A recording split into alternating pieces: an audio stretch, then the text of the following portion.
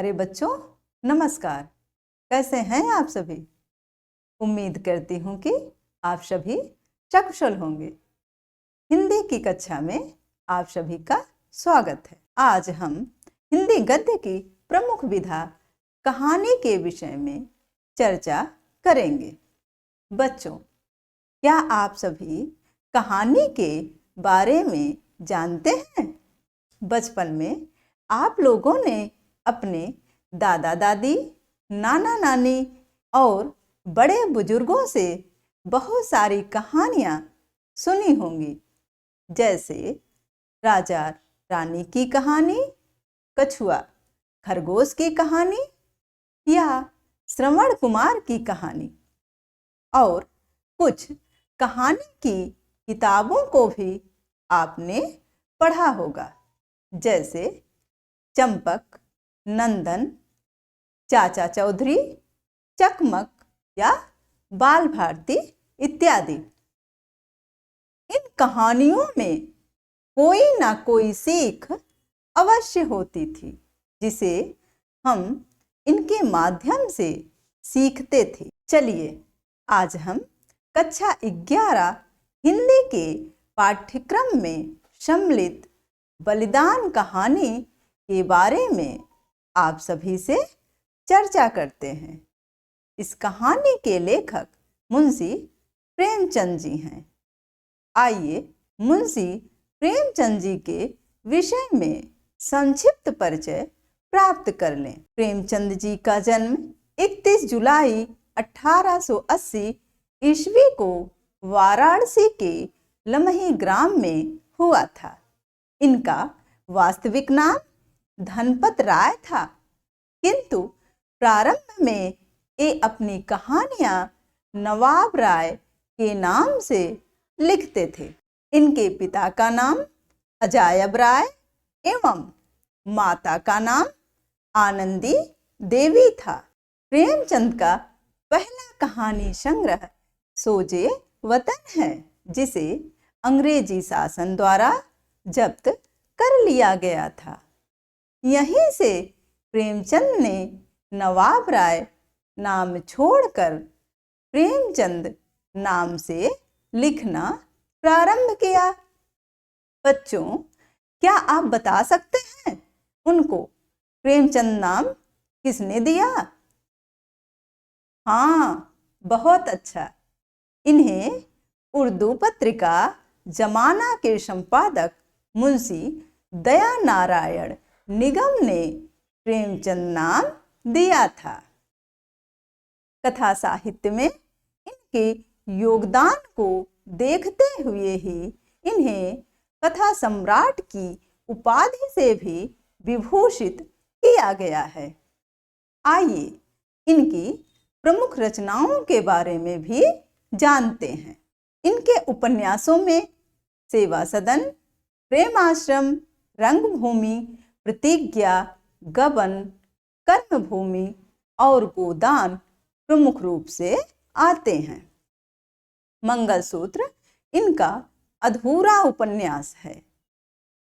प्रेमचंद ने लगभग 300 से अधिक कहानियां भी लिखी, जो मानसरोवर के 8 खंडों में संकलित है।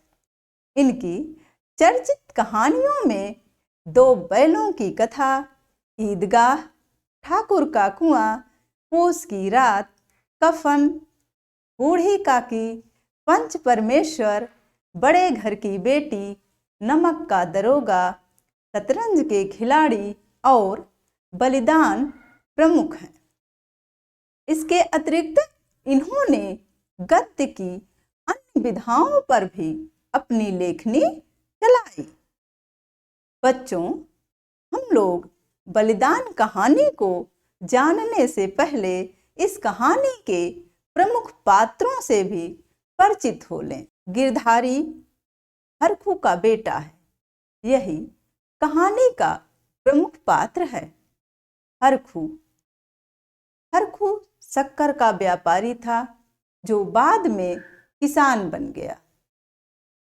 सुभागी गिरधारी की पत्नी है, एक उग्र स्वभाव की महिला है। मंगल सिंह मौजे बेले का ठाकुर, जो अब कांस्टेबल है। कालिका दीन गांव का मुखिया थानेदार साहब का मित्र है। ओंकारनाथ गांव का जमींदार है, जिसका खेत हरखू जोतता है। तुलसी गांव का महाजन है, जिसने गिरधारी को उधार दिया था। तो बच्चों, अब चलते हैं मूल कहानी की ओर। बलिदान नामक कहानी के कथानक की बात की जाए तो इसकी कथा वस्तु ग्रामीण परिवेश से जुड़ी हुई है, जिसमें किसानों का अपने खेतों के प्रति लगाव, प्रेम व समर्पण की भावना को दिखाया गया है। बच्चों, आप लोगों को किन किन चीजों से लगाव है? अच्छा, खेल। तो आप लोग कौन कौन सा खेल खेलते हैं? अच्छा, क्रिकेट, फुटबॉल, हॉकी। अरे वाह, बैडमिंटन भी। तो बच्चों, आपको जैसे इन खेलों से लगाव है, वैसे ही इस कहानी के प्रमुख पात्र गिरधारी का लगाव अपने खेतों से है। एक किसान का उसकी जमीन से अलग होने का पर्याय उसका जीवन से अलग होना होता है।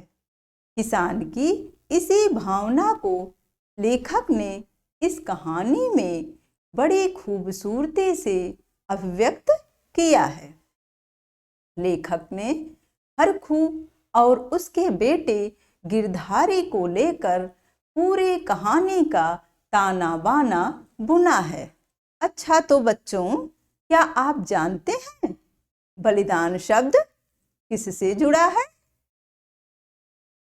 हाँ, सही समझा आपने। हमें बचपन से ही सिखाया जाता है कि हमें अपने देश के लिए सर्वस्व बलिदान कर देना चाहिए। इस प्रकार बलिदान शब्द का अर्थ है न्यौछावर करना या अपने अस्तित्व को अपने प्रिय वस्तु के लिए समाप्त कर देना। तो बच्चों, जैसे कि आपको पता ही है कि गिरधारी की प्रिय वस्तु उसके खेत हैं। यही कारण है कि जैसे ही गिरधारी के हाथों से उसके खेत निकल जाते हैं, अपनी इस प्रिय वस्तु को होने के कारण वह अपने अस्तित्व को ही समाप्त कर देता है। उसका एक परिणाम यह भी होता है कि कोई उसके खेत की तरफ अब देखता भी नहीं। बच्चों, आइए जानते हैं कि वह कौन सी परिस्थितियां थी जिसके कारण गिरधारी के हाथों से उसके खेत निकल जाते हैं। बलिदान कहानी जमींदारी प्रथा के समय की कहानी है। ग्रामीण क्षेत्रों में धनवान ही प्रभावशाली होता है और जिसका प्रभाव उसके नाम पर सबसे अधिक पड़ता है। यही कारण है कि जैसे मौजे बेला का मंगरू ठाकुर जब से कांस्टेबल हो गया है, मंगल सिंह हो गया है, अब उसे मंगरू कहने का साहस कोई नहीं कर सकता।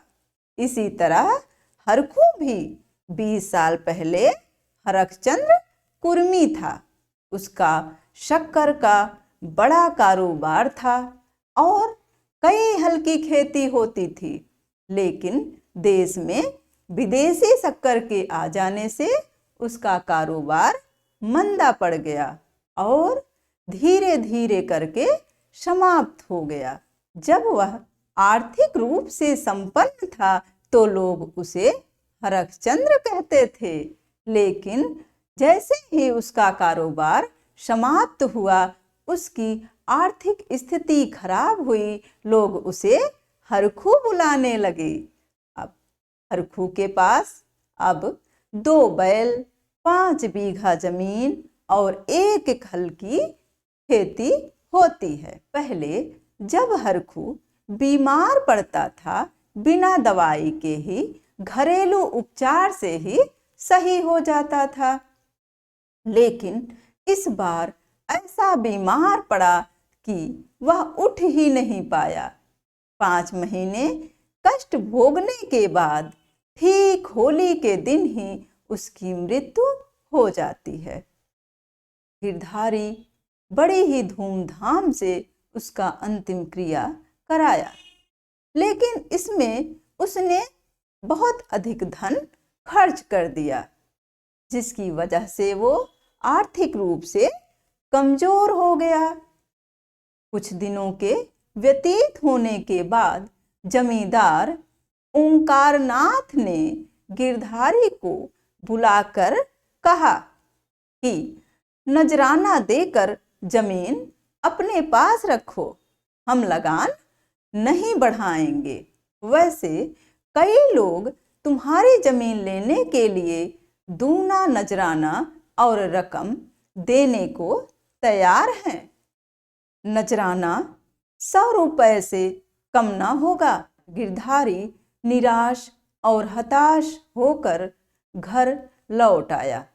वह सभी विकल्पों पर सोचता रहा, किंतु 100 रुपए की व्यवस्था करना लगभग असंभव हो गया।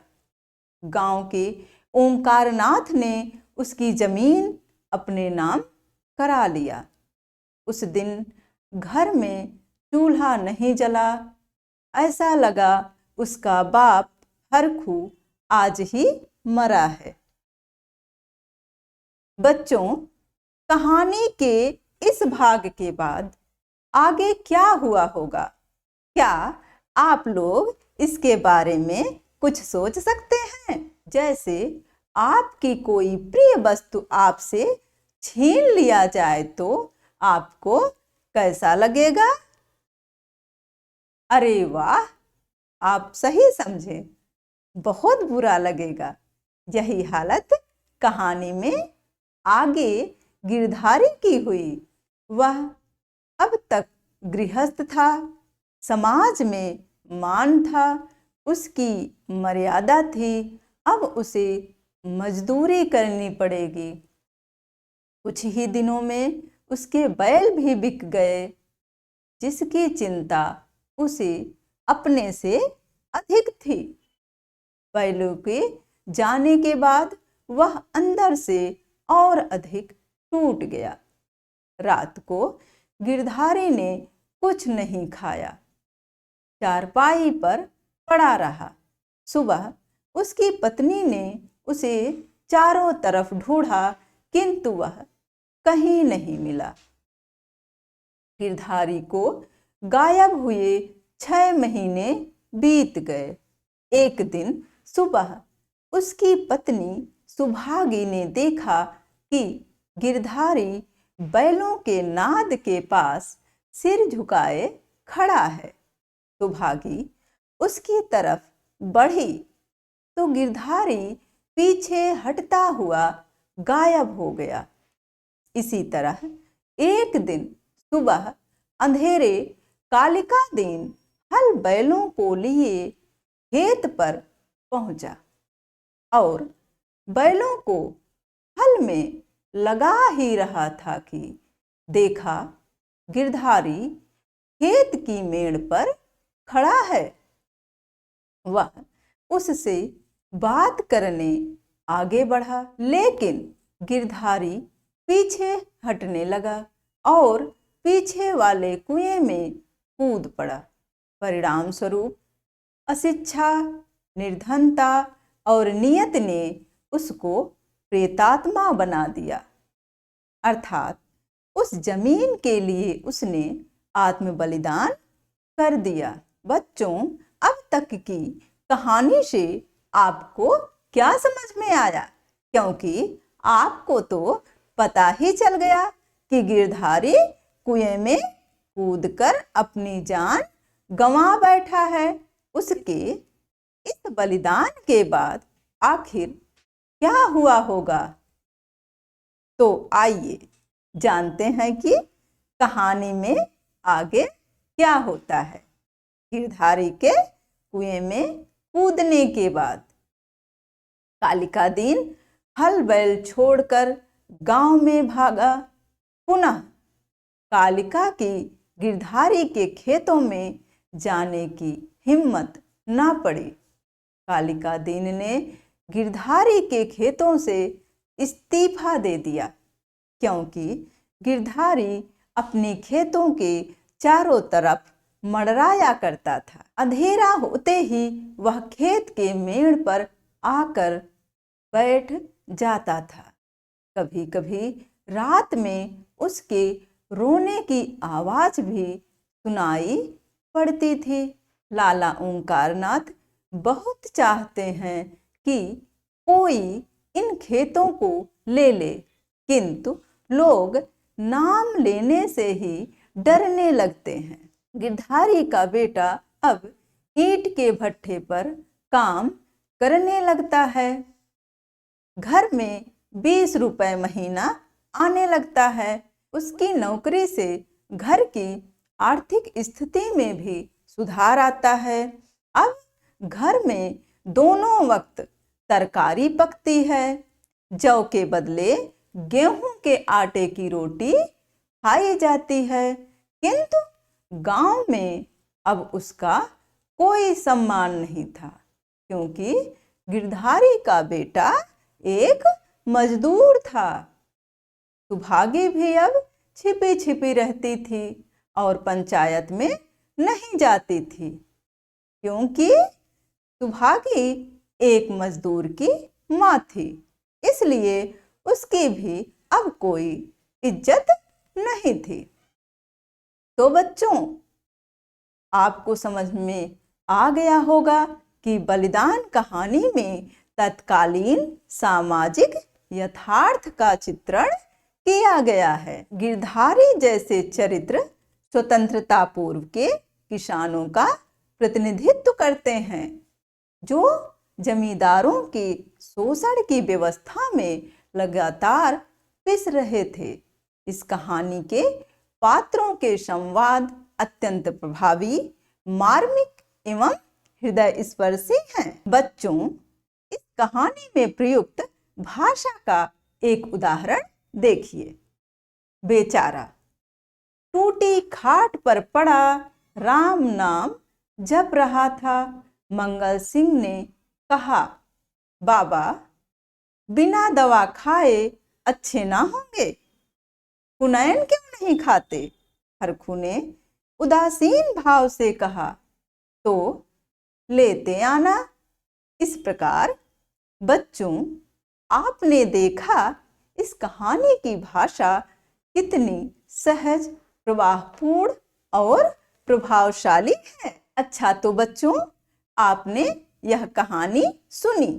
अब आप यह बताइए कि कहानी को लिखने के पीछे लेखक का क्या उद्देश्य रहा होगा? वे कौन सी चीजें रही होंगी जिन्होंने लेखक को यह कहानी लिखने के लिए प्रेरित किया? सही समझे।